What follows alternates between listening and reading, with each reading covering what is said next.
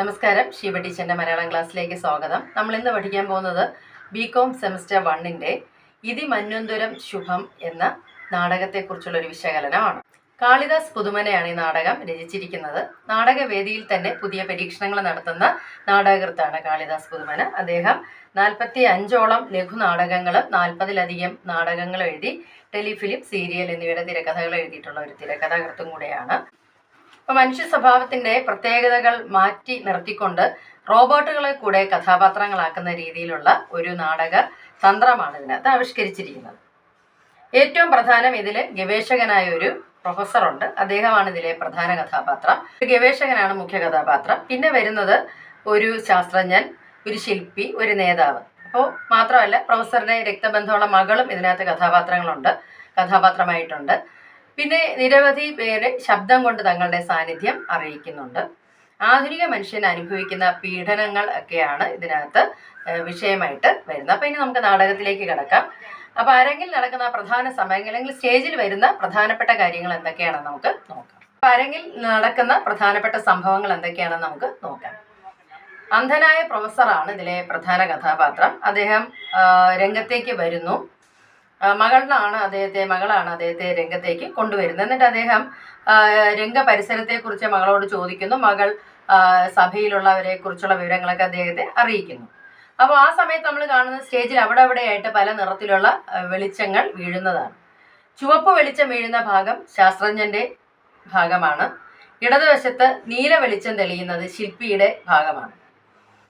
വെളിച്ചമില്ലാത്ത മുറിയിൽ കഴിയുന്നത് രാഷ്ട്രീയക്കാരനാണ്. ഇങ്ങനെയാണ് ആ രംഗം ഒരുക്കിയിരിക്കുന്നത്. പരിചയപ്പെടുത്തൽ കഴിഞ്ഞ് അദ്ദേഹവും മകളും സ്റ്റേജിൽ നിന്ന് മടങ്ങാൻ ഒരുങ്ങുന്നു. അപ്പോൾ ഗുഹാമുഖത്ത് ഒരു മനുഷ്യനെ കെട്ടിയിട്ടിരിക്കുകയായിരുന്നു. അയാൾ വന്ന് എന്നെ വിട്ടയച്ചുകൂടെ എന്ന് പ്രൊഫസറോട് ചോദിക്കുന്നു. ബന്ധിപ്പിച്ചവരാണ് മോചിപ്പിക്കേണ്ടതെന്ന് അദ്ദേഹം മറുപടി പറയുന്നു.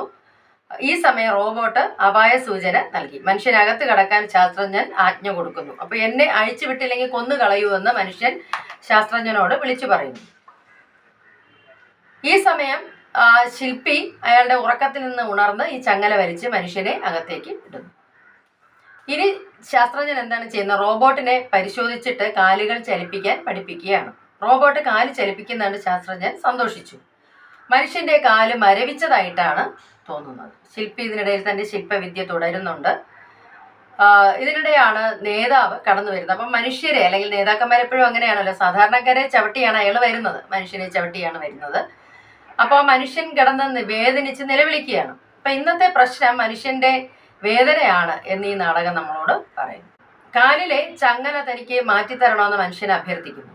അതിന് നേതാവിന്റെ മറുപടി എന്താണ്? മുകളിലിരിക്കുന്ന കസേരയിൽ കയറാൻ തന്നെ സഹായിച്ചാൽ താൻ ചങ്ങല മാറ്റിത്തരാം എന്നാണ്. ഇതിലെ ഒരു താപസനെ കാണിക്കുന്നുണ്ട്. താപസൻ അവിടെ ശാന്തി മന്ത്രം ഉപദേശിക്കുന്നു. അങ്ങനെ ശില്പങ്ങൾ കാണാൻ മുന്നോട്ട് നടക്കുകയായിരുന്ന നേതാവിനെ ശില്പി തടയുന്നു. ആ താപസനാണ് ഇവർ തമ്മിലുള്ള സംഘർഷം ഒഴിവാക്കുന്നത്. ഇനി കേൾക്കുന്നത് ഒരു യക്ഷിയുടെ ശബ്ദമാണ്. അവർ ഗന്ധർവനെ തേടുകയാണ്. അപ്പം ഗന്ധർവനെ ആ ശിലയിൽ നിന്ന് ഉണർത്തിയെടുക്കാൻ വേണ്ടി ശില്പി ശ്രമിക്കുന്നു.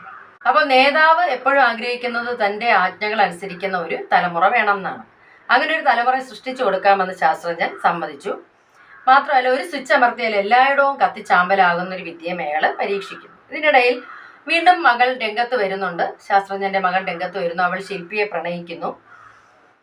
ശില്പിയുടെ സ്പർശം അവൾ ആഗ്രഹിക്കുന്നു. പക്ഷേ അയാൾ അത് വിസമ്മതിക്കുന്നു. അപ്പോൾ എന്നിട്ട് അവൾ ആ മനുഷ്യനെ സമീപിച്ച് തൻ്റെ കാമപാരവശ്യം അറിയിക്കുന്നു.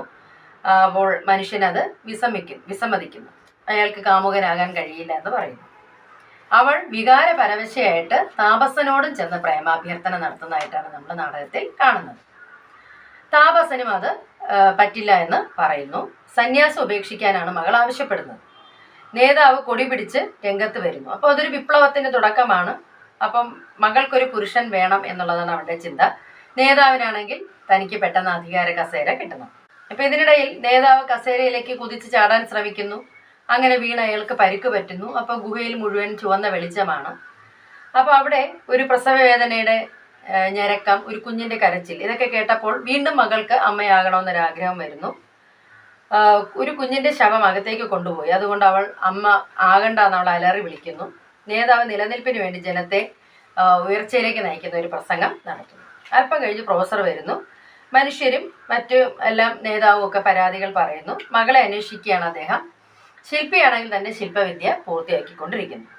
ഇനി നമ്മൾ അതിന്റെ രണ്ടാം ഭാഗത്തേക്ക് കടക്കുമ്പോൾ നിലത്ത് കിടക്കുന്ന മനുഷ്യന്റെ നെഞ്ചിൽ കാൽ വെച്ചാണ് ധനവാൻ നിൽക്കുന്നത്. നേതാവ് അയാളുടെ കാല് തടവി കൊടുക്കുന്നു. ശാസ്ത്രജ്ഞൻ നേതാവിന് ആജ്ഞ കൊടുത്ത് ഓരോന്ന് ചെയ്യിപ്പിക്കുന്നു. അപ്പോൾ റോബോട്ടിന് ചിന്തിക്കാൻ കഴിവ് കിട്ടിയാൽ തന്റെ പ്രയത്നം വിജയിച്ചെന്ന് സമാധാനിക്കുന്നു. അപ്പം ധനവാൻ നേതാവ് ശാസ്ത്രജ്ഞനെ പരിചരിക്കുകയാണ്. നേതാവിൻ്റെ കേടായി പോയ അല്ലെങ്കിൽ ചീത്തയായി പോയ നട്ടല് ധനവാൻ മാറ്റിവെച്ചു. മകൾ രംഗത്ത് വന്നു. അച്ഛനെ തിരയുന്നു. ശില്പി കടന്നു വന്ന് ഭക്ഷണം ചോദിക്കുകയാണ്. ധനവാൻ സർവശക്തനാണ്. അപ്പോൾ ഈ യക്ഷി ഇണയെ വേണമെന്ന് ആവശ്യപ്പെടുന്നു. ശില്പി ഗന്ധർവന്റെ പണി പൂർത്തിയാക്കാനാണ് ആഗ്രഹിക്കുന്നത്. അകത്തൊരു സ്ത്രീ ശബ്ദം കേട്ട് അവളെ തനിക്ക് കന്യകയാണെങ്കിൽ അവളെ തനിക്ക് കാഴ്ച വെക്കണമെന്ന് ധനവാൻ പറയും. അപ്പൊ പ്രൊഫസർ രംഗത്ത് വന്ന് നേതാവിന്റെ ലക്ഷ്യം ചോദ്യം ചെയ്യുകയാണ്. അപ്പോൾ അത് വിപ്ലവമാണ് നടപ്പിലാക്കുന്നത്. കസേരയിൽ ഇരുന്നിട്ട് പ്രൊഫസർ നേതാവിനെയും അനുയായികളെയും കല്ലെറിഞ്ഞ് കടലിൽ കളയാൻ വേണ്ടി ആഹ്വാനം ചെയ്യുന്നു. അപ്പൊ പഴയ തലമുറയാണ് വിപ്ലവത്തിന് തടസ്സമായി നിൽക്കുന്നത് എന്ന് നേതാവ് കുറ്റപ്പെടുത്തുന്നു. ശില്പി ഓടി വന്ന് ഈ യക്ഷിയുടെ ശില്പത്തെ കെട്ടിപ്പിടിക്കുന്നു. റോബോട്ടിന് മനുഷ്യശക്തി നൽകാനാണ് പലരും ശ്രമിക്കുന്നത്. അപ്പോൾ അടുത്ത തലമുറ റോബോട്ടിന്റെ സൃഷ്ടിയാവണം. മനുഷ്യനുണ്ടായ വിശപ്പ് ശില്പിയിലേക്കും വ്യാപിച്ചു. അപ്പോൾ ആ വിശപ്പ് എന്നൊരു മുഖ്യ പ്രശ്നത്തിലേക്ക്, ആ ഒരു വികാരത്തിലേക്ക് എല്ലാവരും എത്തിച്ചേരുന്നു. അപ്പോൾ നമ്മളിത് പഠിക്കുമ്പോൾ ഈ കഴിഞ്ഞ ആഴ്ചയിൽ വന്നൊരു ന്യൂസിലേക്ക് നമ്മൾ കിടക്കണം. ഒരു വിദേശ രാജ്യത്തൊരു കമ്പനിയിൽ റോബോട്ടിന്റെ കൈകളിൽപ്പെട്ട് ഒരു ജീവനക്കാരൻ രക്തത്തിൽ കുളിച്ച് പിടയുന്ന ഒരു വീഡിയോ എല്ലാവരും കണ്ടു കാണും. അപ്പോൾ റോബോട്ടുകളെ വളർത്തിയെടുക്കുക എന്നുള്ള ലക്ഷ്യത്തിലേക്ക് മനുഷ്യന്റെ ശ്രമം കൂടുതലായി മുൻപോട്ട് പോകുന്നതാണ് നമ്മൾ ഇതിലൂടെ കാണുന്നത്. അപ്പൊ ഇവിടെ ശാസ്ത്രജ്ഞൻ വിജയം നേടിയതായിട്ട് പറയുന്നുണ്ട്. അയാൾ എങ്ങനെ വിജയം നേടി? റോബോട്ടിന്റെ മുന്നിൽ നിന്ന് അയാൾ കാല് ചലിപ്പിച്ചു. അധ്യാപകനെ പോലെ റോബോട്ടിനെ ഡ്രില്ല് പഠിപ്പിച്ചു. അപ്പോൾ ആ ശാസ്ത്രജ്ഞനെ അനുകരിച്ച് റോബോട്ടും കാല് ചലിപ്പിച്ചു. അപ്പോൾ ആ കാൽ ചലനം കണ്ട് താൻ വിജയിച്ചതായിട്ട് ശാസ്ത്രജ്ഞൻ പറയുന്നു. കേട്ടിട്ടില്ലേ ദയനീയമായ രോദനം? ഇന്നത്തെ പ്രശ്നം ഇതാണ്. എന്താണ് പ്രശ്നം എന്നൊരു ചോദ്യം വരാം. അപ്പോൾ നേതാവ് മനുഷ്യനെ പടവാക്കി കസേരയിൽ കയറാൻ ശ്രമിച്ചു. അപ്പോൾ അയാൾ വേദന കൊണ്ട് പിടഞ്ഞു. അപ്പോൾ ഇന്നത്തെ പ്രശ്നം ഇതാണ്. മനുഷ്യൻ വേദന കൊണ്ട് പിടയുകയാണെങ്കിലും അവൻ്റെ ദുരിതവും പ്രയാസങ്ങളൊന്നും മനസ്സിലാക്കാതെ അവനിൽ ചവിട്ടിക്കയറി നന്നാകാൻ ശ്രമിക്കുന്നവരാണ് ഇന്നത്തെ നേതാക്കന്മാർ. അപ്പോൾ നേതാക്കന്മാരാണ് ജനങ്ങളെ ഏറ്റവും അധികം ബുദ്ധിമുട്ടിക്കുന്നത്. അതാണ് ഇന്നത്തെ പ്രശ്നം. അപ്പോൾ ജനങ്ങളെ സേവിക്കുമെന്നും അവരുടെ പ്രശ്നങ്ങളും വേദനകളും പരിഹരിക്കും എന്നും പറഞ്ഞ് അധികാരത്തിൽ വരുന്ന നേതാക്കന്മാർ പലപ്പോഴും മനുഷ്യരെ കൂടുതൽ ബുദ്ധിമുട്ടിലേക്കാണ് നയിക്കുന്നത് എന്നൊരു വിശകലനമാണ് ഈ ഒരു നേതാവ് എന്ന കഥാപാത്രത്തിലൂടെ. അപ്പോൾ അധികാരം കിട്ടിക്കഴിഞ്ഞാൽ സാധാരണ മനുഷ്യനെ പീഡിപ്പിക്കുക, അല്ലെങ്കിൽ അവരെ ഇല്ലാതാക്കുക, അല്ലെങ്കിൽ അവരെ ബുദ്ധിമുട്ടിക്കുക എന്നുള്ളതാണ് ഇവരുടെ പ്രത്യയ ശാസ്ത്രം. ഇപ്പൊ ജനങ്ങളുടെ ദുരിതം അകറ്റാൻ ഇവരെ കൊണ്ട്, ഭരണാധികാരികളെ കൊണ്ട് കഴിയുന്നില്ല എന്നതിൻ്റെ ഒരു ഉത്തമ ഉദാഹരണമാണ് ശാസ്ത്രജ്ഞൻ, ഈ നേതാവ്. അപ്പൊ നമ്മളൊക്കെ ഓരോ പടവുകളാകണം, ഓരോ സ്റ്റെപ്പുകളാകണം. എന്തിനാണ് അത് ആകേണ്ടത്? അപ്പൊ അധികാരത്തിന്റെ കസേരയിൽ എത്തുക എന്നുള്ളതാണ് നേതാവിന്റെ ലക്ഷ്യം. അതിനുവേണ്ടി അയാൾ പല രീതിയിൽ ജനങ്ങളെ സ്വാധീനിക്കാൻ ശ്രമിക്കുന്നു. അപ്പോൾ ഇന്നത്തെ മനുഷ്യൻ ചങ്ങലകളിൽ അകപ്പെട്ട് കിടക്കണം. എൻ്റെ കാലിലെ ചങ്ങല അഴിക്കൂ എന്ന് പറയുന്ന മനുഷ്യൻ ഇന്നത്തെ മനുഷ്യന്റെ ഒരു പ്രതീകമാണ്. സ്വാതന്ത്ര്യത്തിന്, മോചനത്തിന് വേണ്ടി നമ്മളിങ്ങനെ നിലവിളിച്ചുകൊണ്ടേയിരിക്കുമ്പോൾ അതൊന്നും ശ്രദ്ധിക്കാതെ അധികാര കസേരകളിൽ കയറാനാണ് നേതാക്കന്മാർ ശ്രമിക്കുന്നത്. താൻ അധികാരത്തിൽ വന്നാൽ കഷ്ടപ്പെടുന്നവരെ സഹായിക്കും, അവന്റെ കണ്ണുനീർ തുടയ്ക്കും എന്നൊക്കെ പറയുന്ന നേതാക്കന്മാര് ഉണ്ട്. പക്ഷെ നമ്മളെല്ലാം അവർക്ക് ലക്ഷ്യസ്ഥാനത്ത് എത്താനുള്ള പടവുകൾ മാത്രമായിട്ടാണ് മാറുന്നത്. ഇനി അടുത്ത തലമുറ എന്താകണം എന്ന്, ഇതൊക്കെ ഒരു പരിഹാസമാണ് ഈ നാടകത്തിലൂടെ. അതായത് എന്താ ആകണം എന്ന് പറയുമ്പോൾ എന്തായിക്കൂടാ എന്നാണ് നമ്മൾ ചിന്തിക്കേണ്ടത്. അതായത് ഒരു സ്വിച്ച് അമർത്തിയാൽ എല്ലാം ചാരമാക്കുന്ന ഒരു വിദ്യ ശാസ്ത്രജ്ഞൻ കണ്ടുപിടിച്ചു എന്ന് അദ്ദേഹം പറയുന്നു. റോബോട്ടിനെ അവയവങ്ങളെല്ലാം ചലിപ്പിക്കാൻ അയാൾ പഠിപ്പിച്ചു. പിന്നെ പുതുതായിട്ട് വരുന്ന ഒരു തലമുറ തന്നെ മാത്രം ആശ്രയിക്കുകയും താൻ പറയുന്ന മാത്രം അനുസരിക്കുകയും ചെയ്യുന്നതാകണമെന്ന് നേതാവ് ശാസ്ത്രജ്ഞനോട് പറയുന്നു. നേതാവ് കസേരയിൽ കയറിയാൽ ജനത്തിന് വേണ്ടതൊക്കെ ചെയ്യും. പക്ഷേ ജനങ്ങൾ നേതാവ് പറയുന്നത് തന്നെ ചെയ്യണം.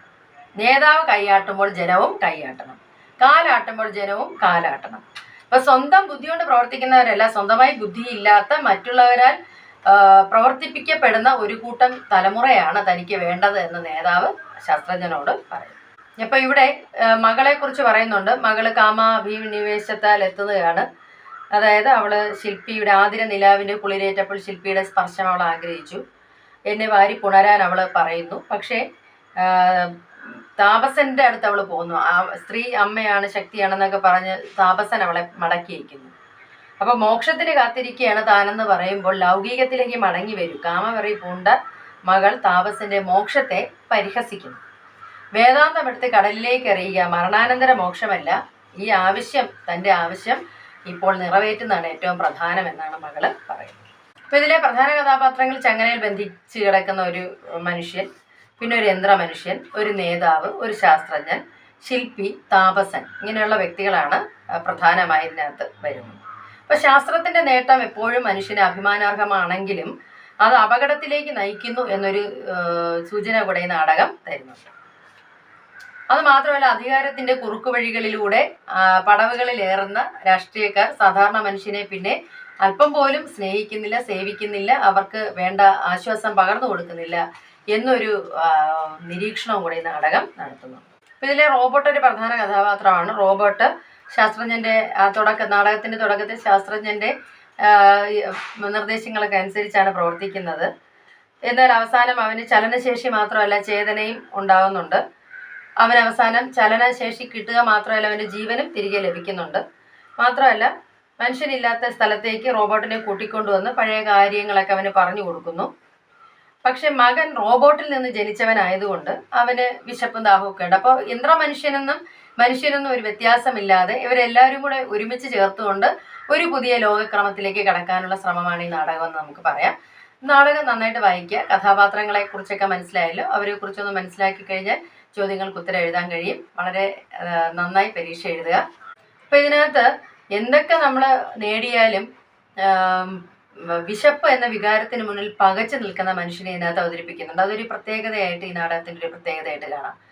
അപ്പോൾ ജൈവപരമായ ഒരു നാശം സംഭവിച്ചു കഴിഞ്ഞാൽ മനുഷ്യൻ പിന്നെ എന്തായി തീരും എന്നൊരു ചിന്തയ്ക്കും കൂടെ അത് വഴിതെളിക്കുന്നുണ്ട്. വിശപ്പ് എപ്പോഴും നമുക്ക് മറക്കാനാവാത്ത ഒരു വികാരമാണ്. അപ്പോൾ ഇതിലെ കഥാപാത്രമായ ബന്ധനത്തിൽ കിടക്കുന്ന മനുഷ്യൻ തുടക്കത്തിൽ തന്നെ തൻ്റെ വിശപ്പിനെ കുറിച്ച് പരാതി പറയുന്നു. പക്ഷെ ആരും അത് ചെവിക്കൊണ്ടില്ല. പിന്നീട് നിരന്തരമായി പണി ചെയ്തുകൊണ്ടിരിക്കുന്ന ശില്പിയും താപസനും ഒക്കെ വിശപ്പിന്റെ കാഠിന്യം അറിയുന്നു. അപ്പോൾ താപസൻ പറയുന്നുണ്ട്, ബലയും അതിബലയും എൻ്റെ കയ്യിലുണ്ട് വിശപ്പ് വരുമ്പോൾ. പക്ഷെ സമയമായപ്പോൾ അയാൾ അതും മറന്നുപോയി. അപ്പോൾ മാത്രമല്ല, പ്രൊഫസറുടെ മകളുണ്ട്. ഇവർക്കെല്ലാം കഠിനമായ വിശപ്പ് അനുഭവപ്പെടുന്നുണ്ട്. എന്നാൽ ഇവർക്കൊന്നും കൊടുക്കാൻ റോബോട്ടിന് കഴിയുന്നില്ല. ദാഹജലത്തിന് കൈനീട്ടി അവർ നിൽക്കുകയാണ്. അപ്പോൾ എന്തൊക്കെ മഹത്തായ നേട്ടങ്ങൾ ശാസ്ത്രപരമായി ഉണ്ടാക്കിയാലും ഭൂമിയുടെ ജൈവ രീതിയിലുള്ള അല്ലെങ്കിൽ ജൈവികമായ ഒരു പ്രത്യേകതയാണ് ഈ വിശപ്പും ദാഹവും എന്നൊരു പാഠവും കൂടെ ഇതിനകത്ത് ഉൾക്കൊള്ളുന്നു. അപ്പോൾ ഇത് കേൾക്കുക, പാഠഭാഗം വായിക്കുക, ചോദ്യങ്ങൾക്ക് ഉത്തരം എഴുതാൻ കഴിയട്ടെ. അടുത്ത ക്ലാസ്സിൽ കാണുന്നവരെ സ്നേഹത്തോടെ ഷീബ ടീച്ചർ.